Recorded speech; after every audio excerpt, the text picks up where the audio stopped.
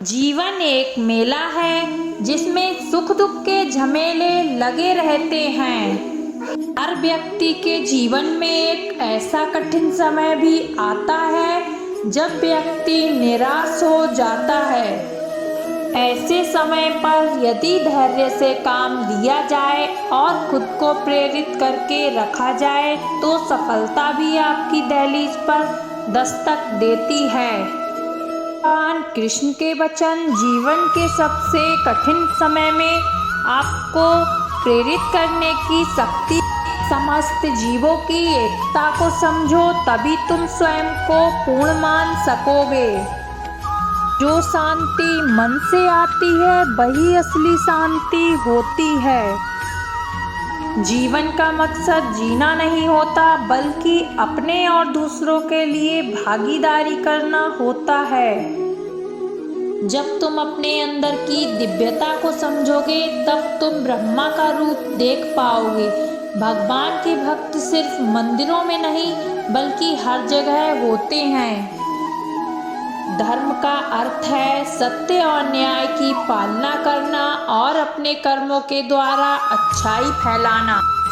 जीवन की परीक्षा में विजय प्राप्त करने के लिए श्री कृष्ण के साथ चलो।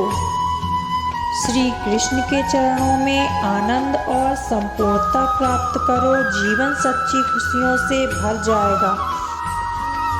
अगर तुम ईमानदारी से अपने कर्तव्य का पालन करोगे तो अंत में तुम्हारी विजय होगी।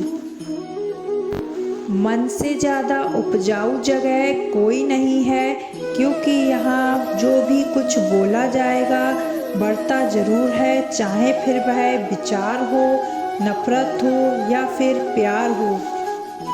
चमत्कार उन्हीं के साथ होते हैं जिनके मन में विश्वास होता है। मुश्किलें केवल बेहतरीन लोगों के हिस्से में आती हैं, क्योंकि वही लोग इसे बेहतरीन तरीके से अंजाम देने की ताकत रखते हैं। जिस परिस्थिति को बदल पाना संभव ना हो उसको लेकर अपनी मनोज स्थिति को बदल लीजिए। कुछ हद तक समाधान अवश्य मिलेगा। अगर तुम्हारे ख्वाब बड़े हैं तो तुम्हारा संघर्ष कैसे छोटा हो सकता है।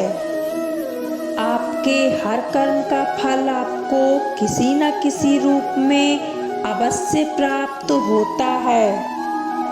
प्रेम एक ऐसा एहसास है जो किसी भी इंसान को कभी भी असफल नहीं होने देता, और अहंकार वह एहसास है जो किसी भी इंसान को कभी भी सफल नहीं होने देता।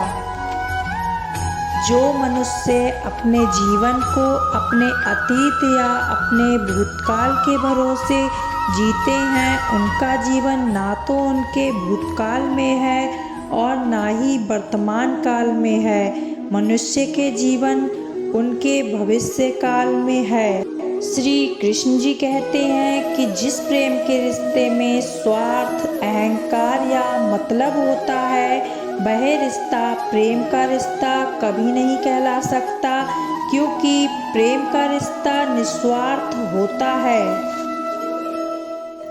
मनुष्य के जीवन के दुखों का मुख्य कारण उनके खुद की आशाएं और इच्छाएं होती हैं।